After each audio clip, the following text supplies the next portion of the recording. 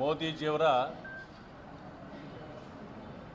Budget ಇವತ್ತು ಇಡೀ ರಾಷ್ಟ್ರದ ಜನರಿಗೆ ಖುಷಿ ತಂದಿದೆ ಅಂತಕ್ಕಂಥದ್ದನ್ನು ನಾನು ತಮ್ಮ ಮೂಲಕ ಹೇಳಲಿಕ್ಕೆ ಬಯಸ್ತೇನೆ.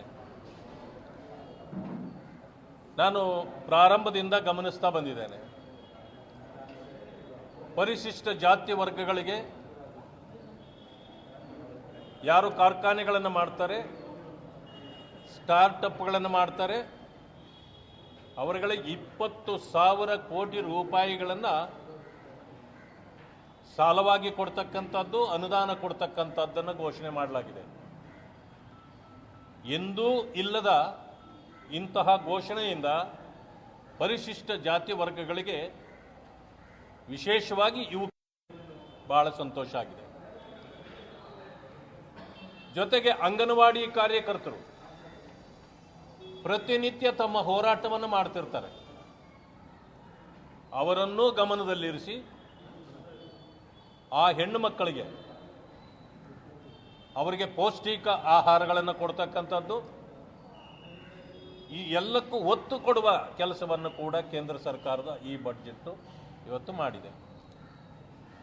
ವಿದ್ಯಾರ್ಥಿಗಳಿಗೆ ಯಾರ್ಯಾರು ಐಐಎಂನಲ್ಲಿ ಕೆಲಸ ಓದ್ತಾ ಇದ್ದಾರೆ ಅವರಿಗೂ ಕೂಡ 6,000 ಸೀಟ್ಗಳನ್ನು ಹೆಚ್ಚು ಮಾಡಿದ್ದಾರೆ. ಸುಮಾರು 10,000 ಈ ಮೆಡಿಕಲ್ ಕಲಿಯತಕ್ಕಂಥ ವಿದ್ಯಾರ್ಥಿಗಳಿಗೆ 10,000 ಸೀಟ್ಗಳನ್ನು ಕೂಡ ಹೆಚ್ಚು ಮಾಡಿ ಅವರಿಗೂ ಕೂಡ ಹೆಚ್ಚಿನ ಆದ್ಯತೆಯನ್ನು ಕೊಡ್ತಕ್ಕಂಥ ಕೆಲಸವನ್ನು ನಮ್ಮ ಸರ್ಕಾರ ಮಾಡಿದೆ.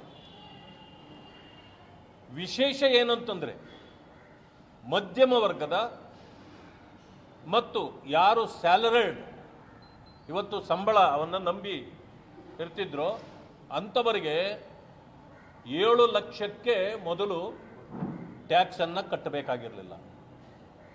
ಇದು ಯಾರೂ ಊಹಿಸಲಾರದಂಥ ಒಂದು ದೊಡ್ಡ ಒಂದು ಯೋಜನೆಯನ್ನು ಇವತ್ತು ಕೊಟ್ಟಿದ್ದಾರೆ. 12 ಲಕ್ಷದವರೆಗೆ ಯಾರಿಗೂ ಕೂಡ ಟ್ಯಾಕ್ಸ್ ಇರೋದಿಲ್ಲ. ಇದರಲ್ಲಿ ಪತ್ರಕರ್ತರು ಸೇರಿದಂತೆ ಮಧ್ಯಮ ವರ್ಗದ 1 ಲಕ್ಷದವರೆಗೆ ಯಾರು ತಮ್ಮ ಸಂಬಳವನ್ನು ಒಂದು ತಿಂಗಳಿಗೆ ಪಡೆಯುತ್ತಾರೋ ಅಂಥವರೆಲ್ಲರಿಗೂ ಕೂಡ ರಿಲೀಫ್ ಸಿಕ್ಕಿದೆ. ಜೊತೆಗೆ ಅದರ ಮೇಲೂ ಕೂಡ ಯಾರು 18 ಲಕ್ಷ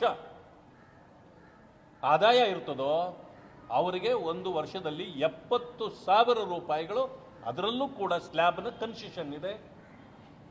25 ಲಕ್ಷದವರೆಗೆ ಪಡೆಯತಕ್ಕಂಥವರಿಗೆ 1,20,000 ರೂಪಾಯಿವರೆಗೆ ಇದೆ. ಮತ್ತು ಯಾರು 25ರಿಂದ ಹೆಚ್ಚು ಪಡೀತಾರೋ ಅವರಿಗೆ ಕಾಮನ್ ಆಗಿ 30% ಅದು ಕಾಮನ್ ಆಗಿರ್ತಕ್ಕಂಥದ್ದು. ಅಂದರೆ ಹಿಂದುಳಿದವರಿರ್ಬೋದು, ಮಧ್ಯಮ ವರ್ಗದವರು ಇರ್ಬೋದು, ಪರಿಶಿಷ್ಟ ಜಾತಿ ವರ್ಗಗಳಿರ್ಬೋದು, ಅಂದರೆ ಎಲ್ಲರನ್ನೂ ಸರಿದೂಗಿಸಿ ಆತ್ಮನಿರ್ಭರ ಭಾರತವನ್ನಾಗಿ ಮಾಡತಕ್ಕಂಥ ಮತ್ತು ಇದರಲ್ಲಿ ವಿಕಸಿತ ಭಾರತವಾಗಿ ಜೊತೆಯಲ್ಲಿ 4ನೇ ಅತಿ ದೊಡ್ಡ ಒಂದು ಎಕನಾಮಿಕ್ ಇದಾಗಿ ಈ ರಾಷ್ಟ್ರ ಬೆಳೀಲಿಕ್ಕೆ ಇದರಲ್ಲಿ ಪರಿಪೂರ್ಣವಾಗಿ ಶ್ರಮ ಹಾಕಿ ನಮ್ಮ ಸರ್ಕಾರ, ಮೋದಿಜಿಯವರ ಸರ್ಕಾರ,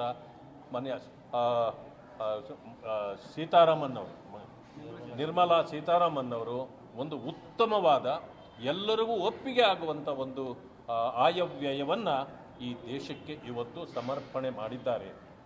ಆದರೂ ಕೂಡ ಕಾಂಗ್ರೆಸ್ನವರು ವ್ಯಂಗ್ಯ ಮಾಡ್ತಕ್ಕಂಥದ್ದು, ಟೀಕೆ ಮಾಡ್ತಕ್ಕಂಥದ್ದು ಇದೆಲ್ಲವೂ ಸಹಜವಾಗಿರ್ತದೆ. ಯಾಕಂತಂದ್ರೆ ಅವರಿಗೆ ಅದನ್ನು ಬಿಟ್ಟು ಮಾಡಲಿಕ್ಕೆ ಬೇರೇನೂ ಕೆಲಸವೇ ಇರೋದಿಲ್ಲ. ನಾನು ನೋಡಿದೆ, ಅವರು ಏನೇ ಬಡ್ಜೆಟ್ ಕೊಟ್ಟರು ಅಂದರೆ ಬಡ್ಜೆಟ್ಟೇ ಮಂಡನೆ ಆಗಿರಲಿಲ್ಲ. ಮುಖ್ಯಮಂತ್ರಿಗಳು ಹೇಳ್ತಾರೆ ಅವರು ಎಂಥ ಬಡ್ಜೆಟ್ ಕೊಟ್ಟರೂ ಕೂಡ ಅದೇನು ಅಂತ ಒಳ್ಳೇದಾಗಿರಲ್ಲ ಅಂತ. ಒಳ್ಳೆಯದರ ತಲೆ ಮೇಲೆ ಹೊಡ್ತಕ್ಕಂಥದ್ದಾಗಿದೆ. ಮಾನ್ಯ ಸಿದ್ದರಾಮಯ್ಯನವರೇ, ನಿಮ್ಮ ಈ ವ್ಯಂಗ್ಯ ಮತ್ತು ಇದನ್ನು ಬಿಟ್ಬಿಡಿ. ನೀವು ಮಾಡ್ತಕ್ಕಂಥ ಬಡ್ಜೆಟ್ ಅಲ್ಲ, ಇಲ್ಲಿ ಯಾರಿಗೂ ಅಂಕಿ ಅಂಶಗಳೇ ಗೊತ್ತಿರಲಿಲ್ಲ. ಇವತ್ತು ಹೇಳ್ತೀರಿ, ನಾಳೆ ಒಂದು ಹೇಳ್ತೀರಿ, ಅಂಥ ಬಡ್ಜೆಟ್ ಅಲ್ಲ ಇದು.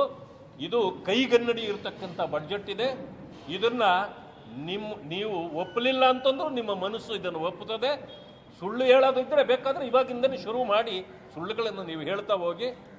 ನಿಮ್ಮದ ಕತೆ ಏನು ಅಂತ ಗೊತ್ತಿದೆಯಲ್ಲ, ಮುರ್ಮು ಅವರನ್ನು ಯಾವ ರೀತಿ ನಿನ್ನೆ ಪೂರ್ ಲೇಡಿ ಅಂತಂದ್ರಲ್ಲ, ನಿಮ್ಮ ರಿಚ್ ಲೇಡಿ ನಿನ್ನೆ ಹೇಳಿದ್ರಲ್ಲ ಪೂರ್ ಲೇಡಿ ಅಂತ. ಒಬ್ಬ ದೇಶದ ಗೌರವಾನ್ವಿತ ಅಧ್ಯಕ್ಷರನ್ನ ಈ ರೀತಿಯಲ್ಲೂ ಮಾತಾಡ್ಲಿಕ್ಕಾಗತ್ತೆ? ನೀವು ಕೂಡ ಅಂದಿದ್ರಿ ಪಾಪ, ಅವಳು ಮುರ್ಮು ಅವ್ರನ್ನ ಅಂದ್ರಲ್ಲ.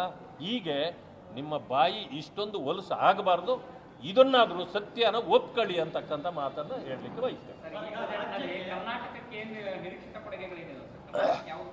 ನಾನು ಅದನ್ನ ನಾನು ಇದನ್ನ ಇನ್ನೂ ಹೈಲೈಟ್ ಬಂದಿಲ್ಲ.